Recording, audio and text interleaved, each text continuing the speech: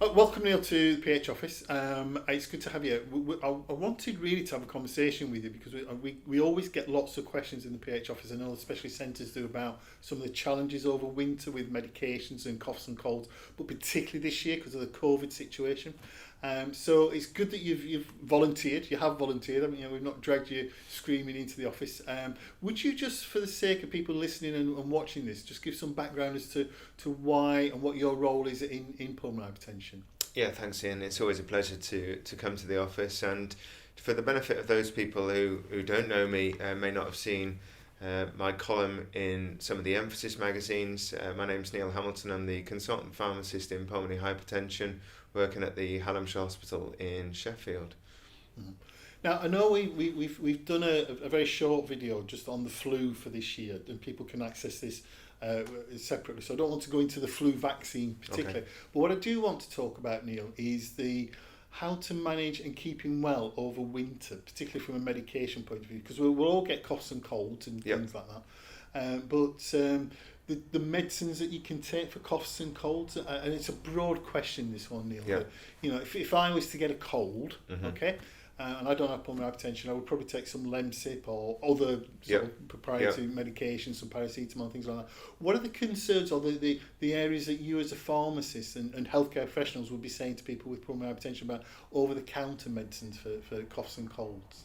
Okay, so it is an important question, and I mean, I suppose the first thing to say is that if you're in any doubt and you have a condition like pulmonary hypertension, you're taking other medications, then absolutely always wise to check. So what I would recommend is to take a list of your current medications to the local pharmacy, wherever you're going to buy potential cold remedies, so that the pharmacist there can advise on any problems or interactions, things that aren't going to work for you. The two major things that I would mention, some people may or may not take ibuprofen, some people call it Nurofen, if they get aches and pains. And there is a theoretical chance that patients with pulmonary hypertension could become more breathless if they took those anti-inflammatory class of drugs. So like ibuprofen, others are available on prescription, but anti-inflammatories, including ibuprofen, could potentially cause more breathlessness. So I would err away from those.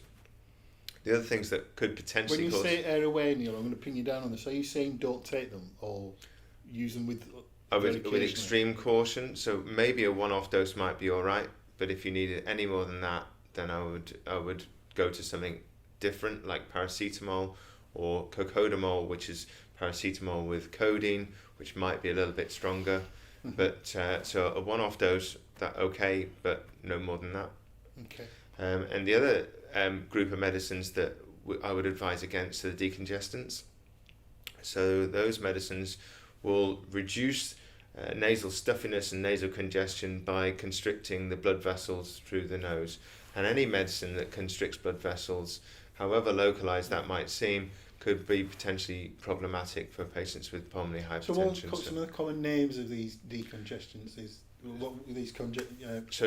So the most common one would be Sudafed, but also Otrivine, Vicks-Sinex, those types of medicines. So if people wanted a decongestant, or they felt that they were really bunged up and stuffy nose, then what we would recommend something a bit more old-fashioned, such as putting menthol crystals or Olbasol in some steam and inhaling those vapors, and that would be the best way for patients with pulmonary hypertension to try and relieve stuffy nose. Okay. So again, are you saying don't use them at all, or just use those sorts of things with extreme caution and decongestants? Well, there are a number of complications with decongestants. The pharmacist is likely to ask questions around other medication, around blood pressure. So I'd just say, for simplicity, I would be clear and just say avoid those. Stick to more traditional ways of unblocking stuffy nose and relieve any aches, pains, and other cold flu-like symptoms with paracetamol, perhaps cocodamol. Good.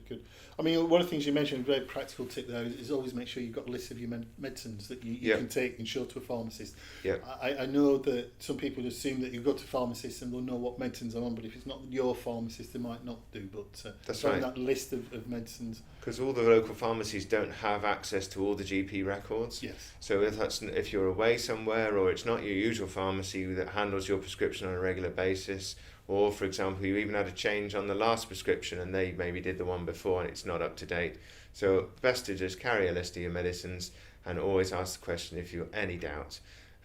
If patients prescribed antibiotics for something more than just a cold and flu, and perhaps they develop a chest infection, GP thinks it might be some sort of bacterial infection, then some of those antibiotics can interfere with the PH medicines.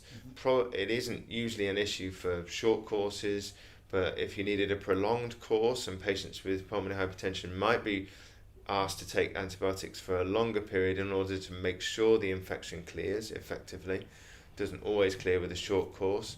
So if you do need a longer course, then I would advise to again check with either the pharmacist where you're picking up the antibiotics, or if you want to have more confidence in terms of pH and background knowledge, ring one of the pharmacists who's working at your local pH centre. So there is pharmacy support at the local pH centre, and they'll be willing to help and advise, give you a steer on what to do and which ones you can and can't take for how long. So in doubt, ask. Always best to check. Yeah, that's good.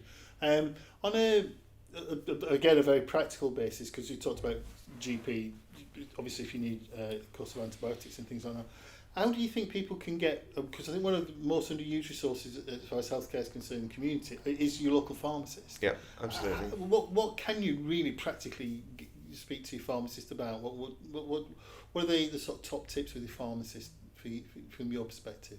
So the pharmacist can advise on medicines that you're prescribed, and one of the things that the pharmacist should be well positioned to advise you on is prescription charges, for example. Yeah. So this is something that comes up, I know, through the PHA, and when people have perhaps had a new diagnosis and maybe weren't usually taking a lot of medication, but they've been diagnosed with pulmonary hypertension and now they've been asked prescribed several medications.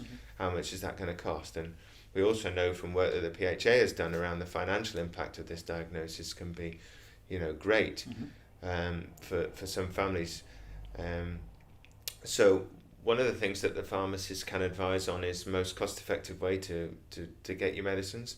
So if this is a person who pays for their prescription, then the government now charge £9.15 for every single item. You can buy what's called a prescription prepayment certificate, which can reduce those costs. It's rather like having a season ticket, whereby you can access unlimited prescriptions for either a 3-month or a 12-month period for considerably less money.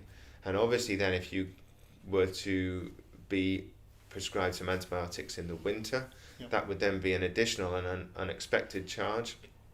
If you had to go to A&E, for example, and they gave you a script, there'd be other unforeseen charges. So the local pharmacist can advise, but certainly from £9.15 for one prescription item, and that's not one prescription, that is one item. So one item on a prescription. One item on a prescription. Yeah. So for example, if you're prescribed some frusemide, which is a water pill that's quite commonly prescribed to patients with PH, that would be £9.15 just for that.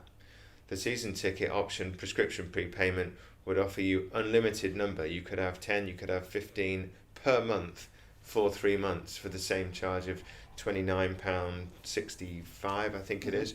So that would make a significant saving.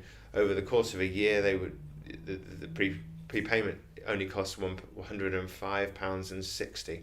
So it's really the same as only about 11 or 12 individual prescriptions in the course of a year. So it's certainly worth it. I know that for some people that can be a challenge. It can be a major challenge. But it's certainly worth it financially to do that, because one of the concerns is people, if it's nearly £10, £10 for an item, is sometimes if you don't have that money, then you omit it. So it makes a huge thing. Yeah. So that's something that they can advise on. Do you know how you get that? Do you have? The easiest way is to apply online. So I would say anyone who's got access to the internet, you can search up NHS prescription prepayment, and that'll take you to the top link will be the NHS's business service, and you follow a fairly short few steps.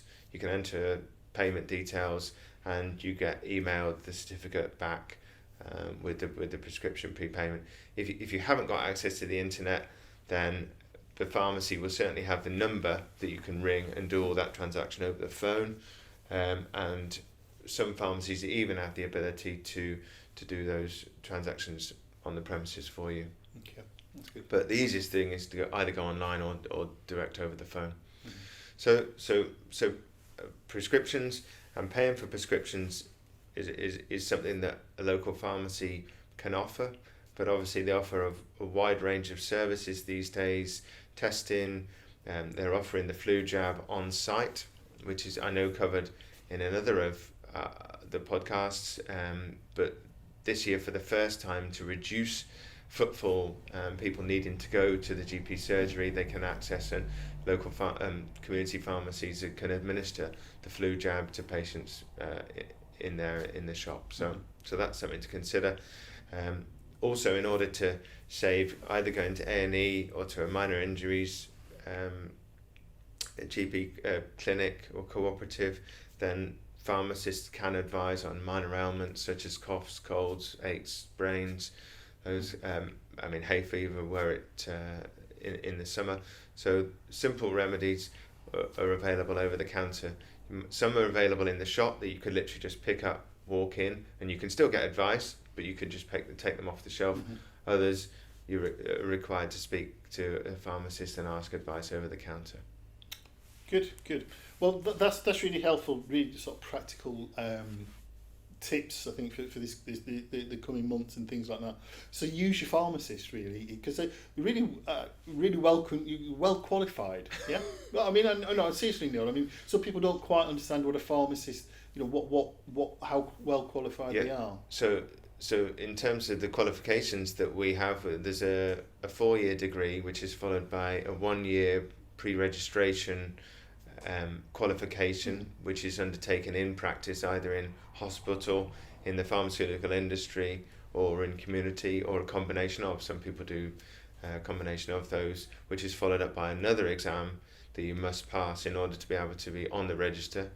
And then there are requirements to what we call revalidate, so you justify that you've undertaken continuing professional development to keep up to speed with latest developments in pharmacy, to maintain your position on the register. So very much like nursing and doctors, we must prove on an annual basis that we're keeping up to speed, to be able to still have that professional registration number and practice as a pharmacist.